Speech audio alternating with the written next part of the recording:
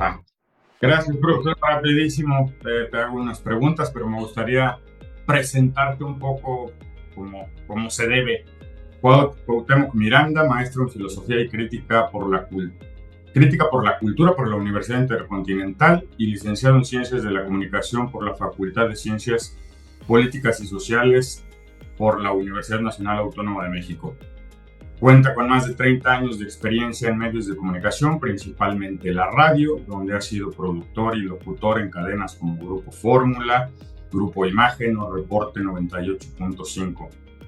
Premio Nacional de Locución en 2019 como Mejor Locutor de Cultura en Televisión, académico, articulista, conferencista, escritor de varios libros, entre los que destaco Crónicas Gercianas, Historia de la Radio en México, entre varios otros. Y como dije, pues es solo una breve semblanza, sé que me faltó mucho, pero vaya presentación, Cuauhtémoc, mucho gusto y gracias por aceptar esta breve entrevista.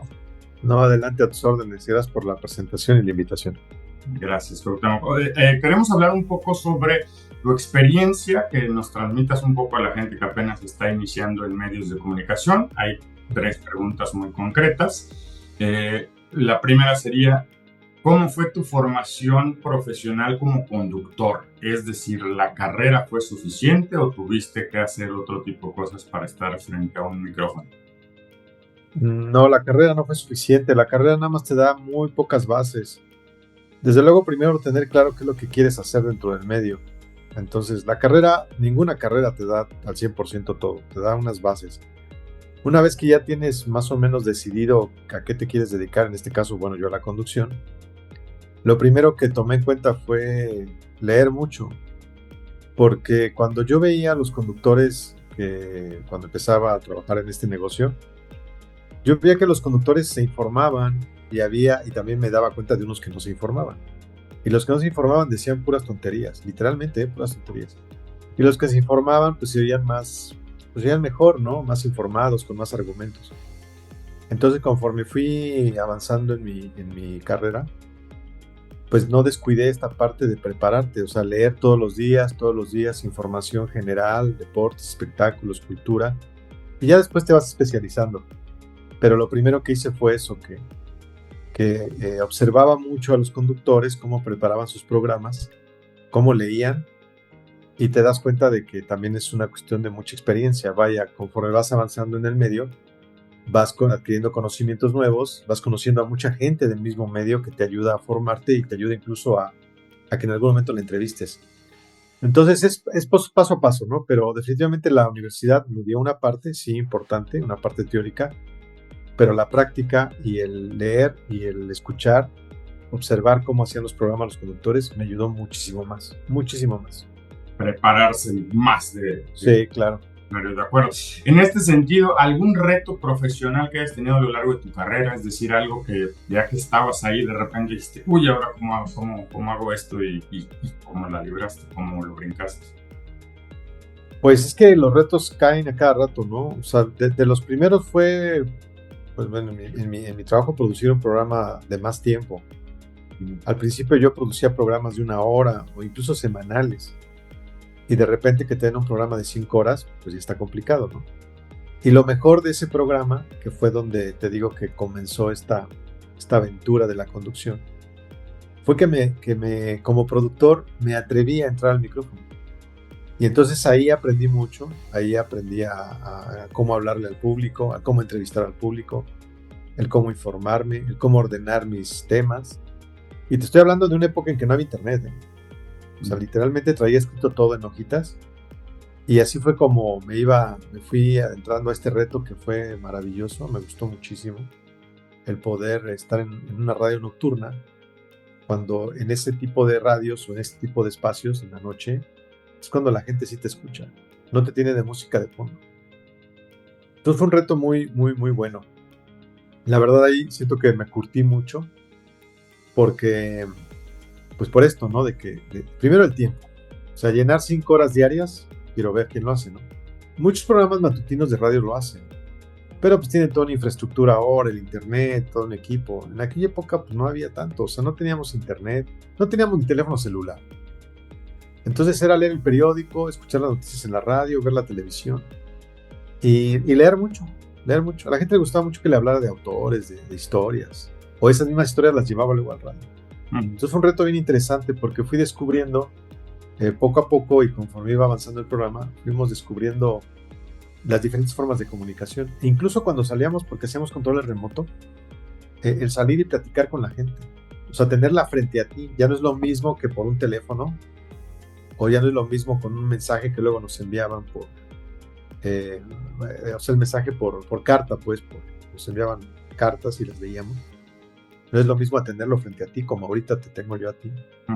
Las cosas cambiaron mucho. Entonces fueron retos que me gustaron. Ese reto me gustó mucho. Y sí, mucho de lo que hago es gracias a ese gran programa nocturno que pues pude conducir, pude producir, de todo hacíamos ahí, de todo. Y qué reto, 5 horas de programa sin el internet. La verdad es que sí era un trabajo ¿cómo no? De investigación, de lectura y de todo. Sí. Muy bien, Cuauhtémoc. Oye, una pregunta más en cuestión del aspecto personal. ¿Qué debe cuidar un comunicador? Porque digo, hace 10 años pues todo era traje y corbata, ¿no? O sea, no importaba la hora, sí. estabas a cuadro, ¿no? Era traje y corbata. Pero ahora que es tan versátil, seguramente hay algunos aspectos que sí hay que cuidar. Digo, evidentemente, además de la voz, la dicción, etcétera. Sí. Ya en cuestión del aspecto, ¿alguna recomendación, algo que sí siempre debas hacer? Sí. Bien lo has dicho, la parte de la voz y de la buena dicción y de ser fluido, tener ritmo, o sea, eso es como ya parte de la talacha, ¿no? Eso debes tenerlo, el ser emotivo, el transmitir emociones. Pero ahora se ha diversificado tanto que debes de cuidar, bueno, no cuidar, o sea, debes de primero tener un estilo. Y una vez que ya tienes tu estilo, entonces ya vas acomodándolo ahora voy a estar nada más en radio, entonces tu estilo va a ser un poquito más rápido, vas a tratar de ser más preciso, más explícito. Ahora voy a estar en televisión, en televisión tienes la posibilidad de la imagen, pero me veo yo, entonces ya salgo siempre con saco. En fin, depende mucho del estilo de cada conductor. Lo más importante es que siempre tengas algo que decir y lo digas bien, independientemente del medio. Incluso en un enlace con YouTube o en una grabación de YouTube. ¿Qué vas a decir? ¿Cómo quieres que la gente te vea? Entonces, ese estilo tú lo vas creando o lo vas formando también conforme va pasando el tiempo durante los medios. Afortunadamente en México y a nivel mundial hay estilos de todo. O sea, tú puedes escuchar a unos chicos que son irreverentes hasta más no poder. Habrá quien le guste eso y que se conecte a escucharlos. A mí no me gusta, pero qué bueno que hay para que la gente los escuche. Habrá quienes son muy lentos, esta radio, por ejemplo, de una estación de radio de Opus, los conductores hablan muy despacio y acaba usted de escuchar la Cuarta Sinfonía en Mi menor de Mozart y no sé qué. Ese es un estilo que a lo mejor lo requiere la estación. Pero qué bueno que haya ese estilo también y qué bueno que haya esas estaciones de radio. Entonces, dependiendo de primero tu personalidad, tu estilo, lo vas acomodando y lo vas insertando en hoy todas las barajas que tienes de posibilidades para los medios de comunicación. Internet, redes sociales, misma televisión, como le llaman ahora la televisión tradicional, la radio. Puedes hacer un live en tu celular. Entonces, ¿cómo quieres que te vean? ¿Cómo quieres que primero que te vean, te perciban tu vestimenta y luego en la forma como lo dices, que esa es la otra parte importante? ¿Cómo quieres que la gente te perciba? Entonces, eso únicamente lo logras teniendo muy claro lo que tú quieres decir y tu estilo y eso transmitirlo. E insisto, afortunadamente hay de todo para que la gente pueda pues, conectarse con los que echan relajo y conectarse con los que somos serios, ¿no? O los que no echamos tanto relajo, mejor dicho. Hay una gama abierta para cualquier gusto. Sí. De acuerdo. Oye, y finalmente, pautas de comportamiento, consideraciones éticas y legales. Básicamente, pues ya sabemos que cada medio tiene ciertos lineamientos, pero también están los de la persona. ¿Hasta dónde sí, hasta dónde no? ¿Hay algún manual? ¿O cada quien lo va creando como quiera? Sí, hay una ley que tienes que seguir o que tienes que respetar. Pero tristemente hoy ya bueno, yo creo que sí, la mayoría de medios primero siguen la ley que es la que nos rige a todos que es la ley que ya se llama Ley Federal de Radio y Telecomunicaciones, o de Radiodifusión y Telecomunicaciones. Pero esa ley nos rige en cuanto a contenidos, en el no fomentar la violencia, el enaltecer los valores patrióticos, históricos, todo ese asunto. Pero también cada medio tiene su código de ética. Entonces, juntas la parte de la ley, luego el código de ética del medio y luego el código de ética propio. Habrá medios, y yo no los culpo, desde luego están en todo su derecho, de hacer a un lado a conductores que a lo mejor se les pasa la mano en cuanto a palabras altisonantes o comentarios discriminatorios, todo ese tipo de cosas. Y ¿sabes qué? Pues no compartimos nosotros esa forma de hablar o de decirlo, pues que te vaya bien. Y habrá medios que sí lo acepten. Hablo de medios tradicionales, Sí. Porque, insisto, en esta baraja de posibilidades que ahora tenemos, no necesariamente un medio como este vas a seguir las reglas. Al contrario, es lo bueno de algunos generadores de contenido que tienen sus plataformas y se ponen a hablar una serie de improperios y la gente lo sigue. Está bien, no pasa nada. Eso sale para todos, pues. ¿Aplica esa misma ley solo por radio? No, para ellos no. Para ellos no aplica. Por ejemplo, los youtuberos y la gente que tiene sus contenidos en TikTok y todo esto, no aplica ninguna ley, aplica la ley de ellos. O sea, lo que ellos creen que es bueno y que es malo, entrando en ese gran paradigma o en esos grandes muros de qué es bueno y qué es malo, hasta dónde sí, hasta dónde no.